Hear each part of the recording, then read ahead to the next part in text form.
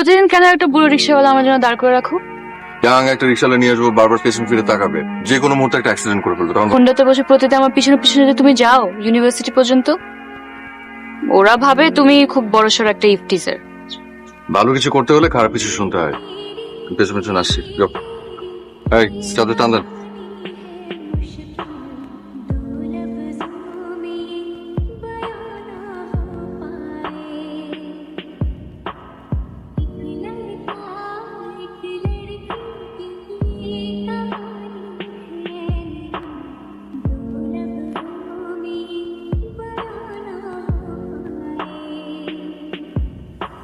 আচ্ছা মা, তুমি আমাকে একটা কথা বলো, বাবা মা এদের বাইরেও যদি কেউ কেয়ার নেয় তাহলে ভালোবাসা বলে।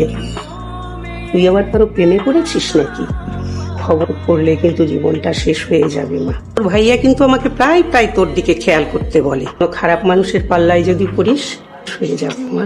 মা, প্রেমে তো আমি পড়ে গেছি, ফুচকা ছাড়া আমার আর কিছুই ভালো লাগে না। জনে বস্তা বস্তা ফুচকা এনে দিব আমার। বুয়ার এই রান্না আর মানা যাচ্ছে না, সহ্য করতে পারছে না, কিছু বলতেও পারি না। বললে আবার বুয়া চলে যাবে, তখন আরেক চাঙ্গা। পার্মানেন্ট নিয়ে আয় না। বাবা তুমি কিন্তু এখন আমাকে অপমান করলে। হবু বউকে তুমি বুয়ার সাথে তুলনা করছো। অনুভব নিয়ে যদি তুমি বউ খুঁজো, জীবনে কোনদিন আমার জন্য একটা ভালো বউ বের করতে পারবে? ডিমভাজি করে নিয়ে আসছি। আমার ছেলে খুব ভালো ছেলে, কথা বললেই বাবাকে ডিম ভেজে খাওয়ায়। খুব বুদ্ধিমান ছেলে আমার। ভালো আছি মা, তুমি ভালো আছো? আমার না হয় এক্সাম, একে তো দেখে মনে হচ্ছে আপনার অবস্থা আমার থেকেও খারাপ। আঙ্কেল, বাসায় এরকম বড় তরতাজা একটা ছেলে থাকার সকালবেলা বাজার করে নিয়ে আসছেন, দেখি আপনি কিচেনের মধ্যে রান্নাও করছেন, এগুলো কি মানা যায় বলেন? এই বয়সে ছেলেরা বিয়ের জন্য পাগল থাকে, সে নিজের বিয়ে ভেঙে দেয়। এই পর্যন্ত তিনটা বিয়ে ভেঙে দিয়েছে। প্রভু, আমি বুঝতে পারি না। আঙ্কেল, আপনি টেনশন করুন না তো, বলে আপনি ছাদে আসবেন, আমরা চা খাবো আর এই ব্যাপারটা নিয়ে আলোচনা করবো। আমি কত ছোট মানুষ, তোমার সঙ্গে নিজের ছেলের বিয়ে নিয়ে না। আমি আসবো, বিকেলে ছাদে আসবো, চা খাবো, তবে বিয়ের বদলে ক্রিকেট, ঠিক আছে? আচ্ছা আঙ্কেল, আমার দেরি হয়ে যাচ্ছে, আমি আচ্ছা, তোমার পাহারাদার দাঁড়িয়ে আছে।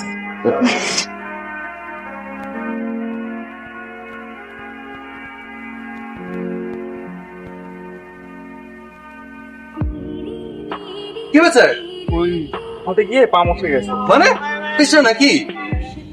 না দেখি এই দেখি আমি আগে তো রিক্সা যাবো, আমি যে কোনো সময় পড়ে যেতে পারি, ব্যথা লাগতেছে আমার। ডাইরেক্ট বাইক নিয়ে আসবে। কথা বল, সাবধানে। কোন দিকে তাকিয়ে হাঁটিস?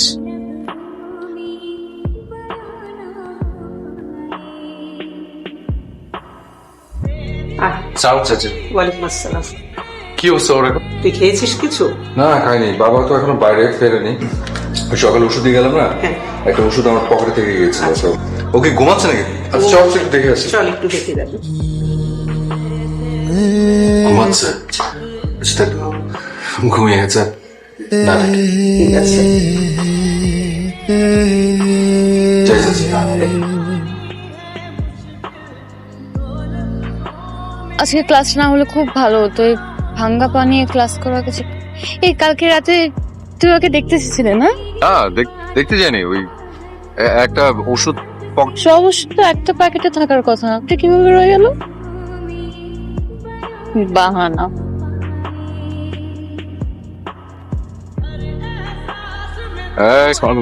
ওয়ালাইকুম আসসালাম। কি ও ভাইয়া ওই যে কিছুদিন আগে রং করছে?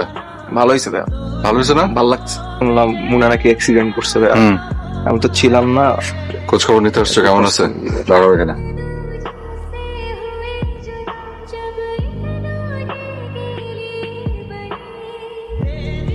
সেটা পরিষ্কার করো। দেখি দাও, এদিকে দাও, চশমা দাও। দেখি চশমা পরে দেখো এখানে কি লেখা। তোমাকে একটা এক্সরে রিপোর্ট দেখাই। এই তাকাও, এদিকে তাকাও, দেখছো ফ্র্যাকচার? এই যে সরাসরি দেখা করলে ভালো হইতো না? সারাদিন বেডরুমে শুয়ে রেস্ট নেয়, তো রাত্রেবেলা একটা মেয়ের বেডরুমে যাওয়া কেমন দেখায় না? খারাপ দেখাবে। গুড, ঠিক আছে। নিয়ে আসে ভাইয়া, দেখা করে যাবে। হ্যাঁ, নোট নিয়ে এসো, ফটোকপি নিয়ে আসবা, মূল কপি না। আচ্ছা ঠিক আছে? ঠিক আছে। ওয়ালাইকুম আসসালাম।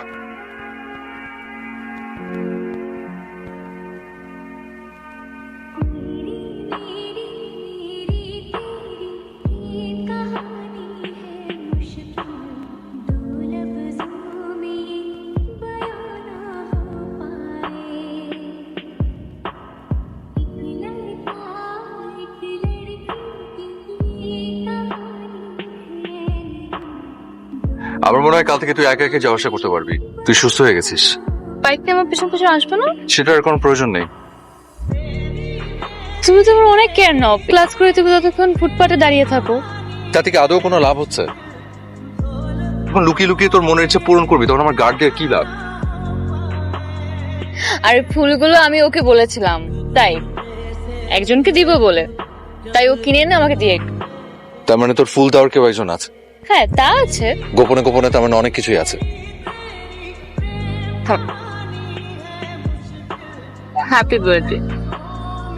যে মানুষটা আমার এত কেয়ার করে, জন্মদিনে ফুল কিনে তাকে আমি উইশ করতে পারবো না? তাকিয়ে আছে কেন? ফুলগুলো হাতে নাও। Thank you. যাও। কেমন আছিস? এই তো এরকম কেউ করে? হ্যাঁ, আমাকে ফোন করলি আর কেউ তো উঠেও নাই ঘুম থেকে। তুই বুঝতে পারছিস যে তোকে দেখে কি অবস্থাটা হবে? আমি জানি সবার কি দেখার জন্য কাউকে কিছু না বলে চলে এসেছি। মোনার বিয়ে, খুবই ভালো একটা ছেলে, বেশ ভালো বলতে পারিস, একদম আমার মনের মতো। জলদি চলে আসলাম, লাগেজ দিয়ে উপরে আসো। চল যাই, তোর সাথে অনেক কথা আছে। বলা নেই কয় নেই, হুট করে দেশে চলে আসলি। এই যা পরে আমি বিশ্বাস করতে পারছি না যে তোকেই দেখ। আমি জানি মা, ঢাকাতে কেন এসেছি সেটা তো তোমাকে বললাম। ছেলেটা খুবই ভালো, আমেরিকাতে থাকে, ভালো ব্যবসাও করে। ও খুবই ভালো একটা মানুষ, আমাদের মনাকে অনেক সুখে রাখবে। সেদিন আগে ঢাকায় এসছে, তা আমিও ভাবলাম যে এই সুযোগে আমি ঢাকায় চলে আসি। সবই তো বুঝলাম, মোনা কিভাবে নেবে বুঝতে পারছি না। ওর কথা বল না, রিয়াক্টও করতেই পারে, খুবই স্বাভাবিক। ভালো ছেলে তো আর সবসময় পাওয়া যায় না। তুমি ওর সাথে কথা বলো। দেখি কি করা যায়। তুই নাস্তা কর।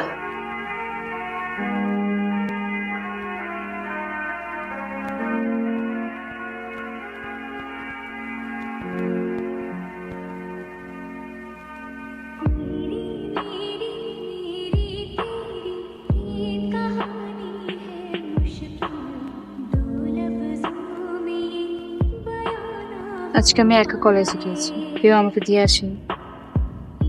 ওর পিছনে পিছনে বাইক চালিয়ে পাহারা। তোমার হাসিতে অধিকারের বাইরে সব সম্পর্কের একটা লিমিটেশন থাকে। কেউ একজন একটা গাছ লাগালো, একজন সেটা পরিচর্যা করলো। গাছের প্রতি তার মায়া লাগলো, অনেক মায়া জন্মালো। কেউ একদিন হঠাৎ করে এসে কাট, তখন কি যে পরিচর্যা করেছে সে বাধা দেবে না? একজন মালির দায়িত্ব শুধুমাত্র ওই গাছ পরিচর্যা পর্যন্তই, কোনোদিন মালিকানা দাবি করতে পারে না। আমার না ভালো লাগছে না। পাশে কি চলছে, কি যাচ্ছে সবাই। আমার পছন্দ অপছন্দের কি কোনো মূল্য নেই? তোর ফ্যামিলি তোর জন্য বেস্ট কিছুই করবে, মানে তোর ফ্যামিলির সবাই কতটা পারফেক্ট। বুঝতে পারছি না তোমার মনের মধ্যে কি চলছে, কাউকে কিছু বলতেও পারছি না। আমার জরুরি কিছু কাজ আছে রে, আমি যাব।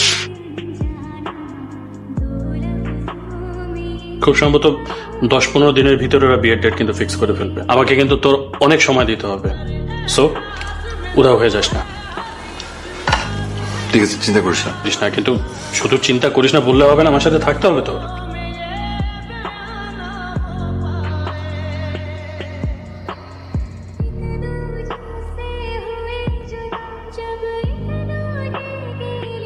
আমি আজ তোমার জন্য সেজেছি, কালকে সাজবো না। আমি চাই না আমার এই সাজটা অন্য কেউ দেখুক। বুঝতে পারছিস তুই কি বলছিস?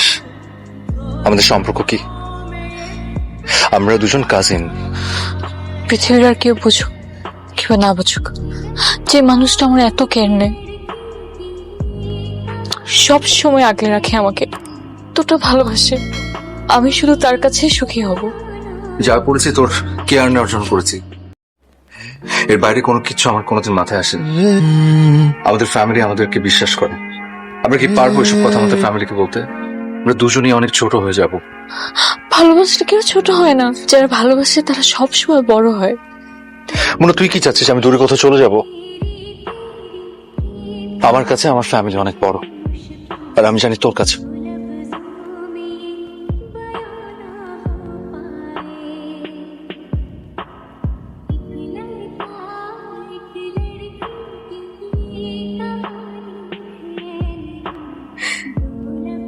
মোনা, কি হয়েছে? কাঁদছিস কেন? কোনো প্রবলেম? তুই কি জানিস না মানে তুই কাঁদলে আমার কাছে কেমন লাগে আমাকে খুলে বল। ভাইয়া তুমি না চেয়েছিলে যত বেশি কেয়ার করে তার হাতে আমাকে তুলে দিতে, আমি তো তাই চাই। ছেলেটা অনেক ভালো। কিন্তু যে মানুষটা আমাকে অভিভাবকের মতো শাসন করে, বন্ধু হয়ে পাশে দাঁড়ায়, ভালোবেসে সবকিছু বুঝিয়ে দেয়, সব ছেলে মানুষগুলো সহ্য করে, সব সময় আগলে রাখে, মানুষটা থেকে আমাকে আর ভালো কে রাখতে পারবো? কার কাছে তার থেকে বেশি সুখী থাকবো বলো? শেষ। যে মানুষের কাছে তুমি আমাকে রেখে গিয়েছে, যার কাছে আমি সবকিছু, প্রকৃতির কারণে সে আমাকে ভালোবাসতে পারছে না। তুমি বলো ভাইয়া, কাজ না ওটা কি খুব বড় অন্যায় হয়ে গেছে? আমাকে ভালোবাসাটা বাধা হয়ে দাঁড়িয়েছে তার জন্য। সেটা আমি তাকেই করব, এত বড় ভুলটি করেছে।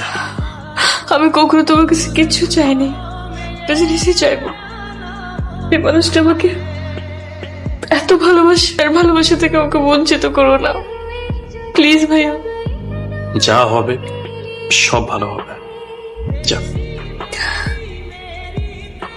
কাজিনদের মধ্যে কোনো ধরনের সম্পর্ক আমরা কিন্তু অ্যাকসেপ্ট করি না। ফ্যামিলি মেম্বারদের মধ্যে কখনো কোনো রিলেশন হয় না।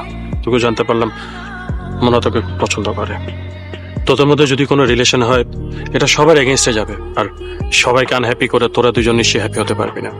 দেখ প্লিজ, আমি তোকে রিকোয়েস্ট করতেছি, ওকে বোঝাতে পারবো না, বাট আমি তোকে বোঝাতে পারবো। রাত প্লিজ। তুই কি আমাকে চিনিস না? এসব না, একদম চিন্তা করিস না, আমি দেখছি বিষয়টা। যা। হাসি মুখে প্রিয় মানুষটাকে বিদায় দেবার অনুভূতিটা একটু অন্যরকমই হয়। কেউ কি বলতে পারবেন আমার ভেতরটা কি বলছে? পাওয়ার সেটাকে ধীরে ধীরে যত্ন করে নিজের মধ্যে আঁকড়ে বাধ্য হয়ে অন্যের হাতে তুলে দেওয়ার নাম বুঝি ভালোবাসা। হেরে যাওয়ার মধ্যে অনেক পার্থক্য বসত করে। নাকি হেরে গেছে ঠিক বলতে পারবো না, ভেতর বলছে আমি হারিনি। ও ভীষণ কাঁদছে, অভিমান করেছে আমার সাথে। আবার স্বপ্ন রাজ্য গড়তে গেলে অনেকগুলো মানুষের স্বপ্ন ভঙ্গ হবে। তাই শুধু বলবো, শাসনের মাত্রাটা বেশি হলে ক্ষমা করিস। আমার কেয়ারটুকু না হয় অন্য কারো হতে খুঁজে নিস, হয়তো কষ্ট হবে। আর হ্যাঁ, তোর সব কিছুই আমার ভালো লাগে, সবকিছু।